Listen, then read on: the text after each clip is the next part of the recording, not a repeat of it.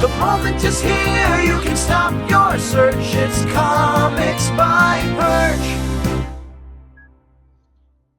Hey everybody, this is Perch. Many of the complaints in comics seem to be centered around the writers.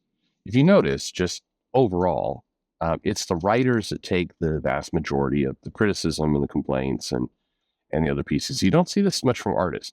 Even when artists change style pretty dramatically, or when the art, quote unquote, isn't what it used to. In fact, that's probably the big criticism you hear about artists. That's as tough as it gets. That the artist isn't as good as they used to be, or isn't what they used to be, but still trying. It's a very, it's still a critique, but it's still a pretty light one compared to this writer is trash, this writer ruins characters, this writer destroys universes. There is a different spectrum. I mean, when was the last time you heard somebody say, this artist destroyed an entire universe? But it makes sense, right? Because the writers are in effect writing the script, what the character's doing. The artist is illustrating a picture. I guess I have, we've all heard things like the art in current comics is trash and things like that, but it's more of a generic statement. It's not usually applied to an artist. So this person feels frustrated with that. So it says, "Hello, Perchington. In one of your you know what? I've started to get mails from people, and I suspect they don't. They actually think I'm trying to make Perchington a thing as an actual name and not as a joke to spam. But anyway, I'm starting to suspect people think that's actually me. Anyway, it says, "Hello, Perchington. In one of your recent videos about 90s comics, a viewer wrote in that we need illustrators to be the head of comics and not writers. I completely disagree with this statement. First, we can't call this a writer's decade when most of the current comic writers are not good.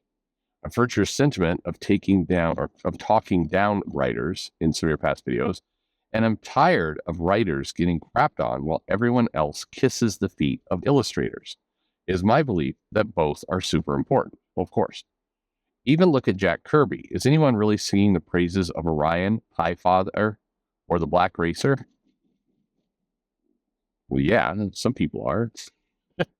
I would. I loved his new God stuff. I take your point.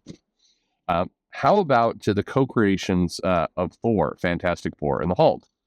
If only we had an experiment where a bunch of artists created their own comic company and ran, and we could see how it goes. Oh, wait, we did, and what did we get?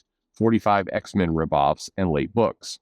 But maybe if we took one of those artists from the 90s and put him in control of the big two, that would work better. Oh, wait. Okay, fair enough. That is one of the big, not hypocrisies, gotchas, I don't know, in comics, is that you hear people say, hey, the illustrator should be in charge. It's like, oh, well, let's ask Joe Quesada over there at Marvel and, Jim Lee over there at DC how that's going. Because they did put the artists in charge, to be fair, in both companies. And here we are. So anyway, I think that there's a bunch of things that go into this. So one of the reasons why the writers get more of the criticism, as I said, is they're writing the script. So, the plot, the push, whether it's good or bad, often falls at their feet. Whereas the illustration, does it look good or bad, is kind of a different story. The other kind of, you can't get away from this factor is that most of the writers are screwing things up does not come from the comics themselves. I'm not saying 0%, but it comes from the behavior on social media. It's not, you look at Teenie Howard's current books, and the criticism about Teenie Howard is the book is boring. The title is not good. It's just it's dull. But it doesn't generate the level of kind of real anger that, say, a Vita or a Danny or a Dan Slott does. The counter argument to this might be Bendis, who generally on social media is quite pleasant. I mean, he's a friendly guy. He followed me for a long time, or his peers finally convinced him to stop that. But he was, he was generally very, very friendly on social media. Didn't really get into brawls and anything else. But certainly because of the John Kent situation, is forever marked in the halls of comic infamy. Um, I was going to say Tom King is similar, but Tom King does do shenanigans online, and I would say that I put it this way: I think if you're on social media, if you're kind of in that echo chamber, there's more anger for Tom King for what he did with Jay Lee over the variant cover for Rorschach than the aborted marriage of Batman and Catwoman. Now, if you leave social media and you actually go into a comic store with human beings, most people will have no idea what you're talking about with the Jay Lee situation, and they're still pissed at him over his Batman run and kind of how that all went with Batman and Catwoman. So that's just one of those differences.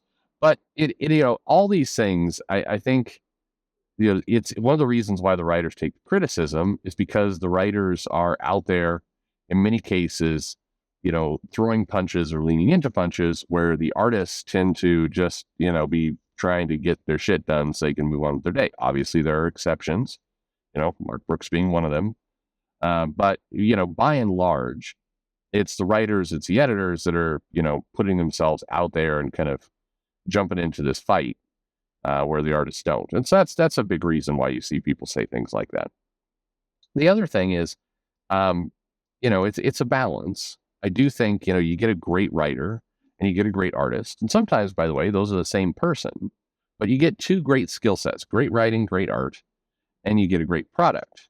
Now, to be completely fair about it, if you have great art and a bad story, it still works. It still, is remembered fondly. If you have a great story and bad art, it tends to be forgotten, not hated, just it never really gets people's attention. And that's because comics are a visual medium. I think you could take the art away, and you would have nothing. You take the writing away, and that was in many cases we had that in the 90s. So that's not entirely fair, but my point here is, it is an artist medium. The art is critically important, so it makes sense that people are more fond of the artists and more kind of aligned to this idea that they should be in charge and they're the ones who need to be protected versus the writers. But you are right. We did see that experiment play out with Image. It was a lot of people have fond memories of it, but it wasn't a good time. Definitely, if you weren't a retailer, it wasn't a good time. But the late books and the a lot of clone books, those were not good. A lot of those stories were not great. So and somebody came up the other day and was saying that the Image books were just aimed at a younger audience. Not really, not really at all. I mean, it's just not like Secret Wars, for example, was. I mean, maybe you could argue it was for a, mid-teen boy audience was what a lot of the Image books were aimed at.